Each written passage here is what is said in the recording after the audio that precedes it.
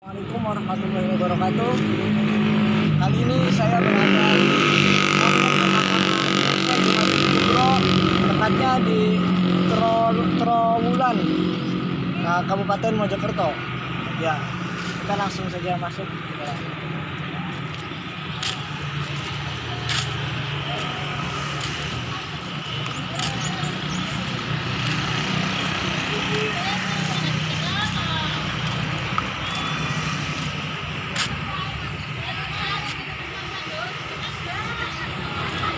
Ini tidak hanya terdapat makam Syekh Jumadil Kubro, tapi di sekelilingnya terdapat makam-makam wali-wali yang lain, seperti halnya makam Syekh Al-Husain, makam Imam Budi Sofali, makam Imam Budi Satim Simoyo, makam Bagas Angin, dan Yoro Kukur atau kubur tandak petilasan Wali Songo. Nah, Syekh Jumadil Kubro sendiri atau Sunan, sini ada Sunan Mudung Said Usman Haji, Raden Widowo, Ki Ageng Surgi, Syekh Jelani, Abdul Rahman, Abdul Wahid, Syekh Mbah Basuki, Ratu Ayu Tirtonowiro, makam Mbah Noto Suryo, makam Syekh Maliki, makam Mbah Renggong, makam Pusponegoro beserta keluarganya. Semua ada di sini. Sekarang saya berdiri tepat. Di belakang saya adalah tembok keliling dari makam Syekh Jumadil Kubro. Nama ulama ini kalah tenar dengan nama Wali Songo yang lain. Namun tanpa beliau, Wali Songo itu tidak ada, karena beliau merupakan nenek moyang dari para Wali Songo itu. Komplek makam Islam kuno ini terletak di Desa Sentono Rejo, Kecamatan Trowulan, Kabupaten Mojokerto. Tepatnya sekitar 500 meter ke arah selatan dari Pendopo Agung Trowulan, serta sekitar 1 km dari Museum Majapahit dan Kolam Segaran. Salah seorang penjaga makam Troloyo, Muhammad Agus Santoso, mengatakan makam Syekh Jumadil Kubro mulai ramai dikunjungi peziarah sejak tahun 2004 silam.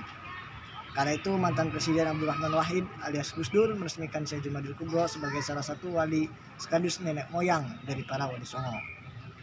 Beliau ini datang ke Majapahit untuk menyebarkan agama Islam. Kala itu beliau dibantu Temenggung Satim yang lebih dulu masuk Islam sekitar abad ke-14 Masehi, katanya. Banyak catatan sejarah menyebutkan bahwa Syekh Jumadil Kubro berasal dari Samarkand, Uzbekistan, Asia Tengah. Namun Samarkand diduga hanya tempat yang pernah didakwai Syekh Jumadil Kubro, bukan tempat asal. Riwayat hidup Syekh Jumadil Kubro alias Jamaluddin Husain Al-Akbar alias Said Husain Jumadil Kubro menurut Brunei Sen memiliki akar di Hadramaut, Yaman. Jamaluddin Husain Al-Akbar lahir sekitar tahun 1270 sebagai putra Ahmad Shah Jalaluddin, bangsawan dari Nasrabad di Hindia.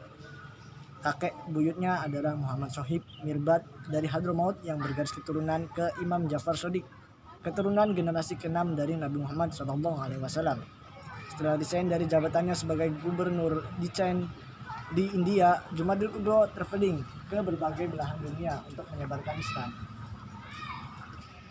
Ketika di Samarkand, dia menikah dengan putri bangsawan Uzbekistan dan lahirlah Ibrahim Zainuddin Al-Akbar As-Samarkandi alias Ibrahim Asmoro.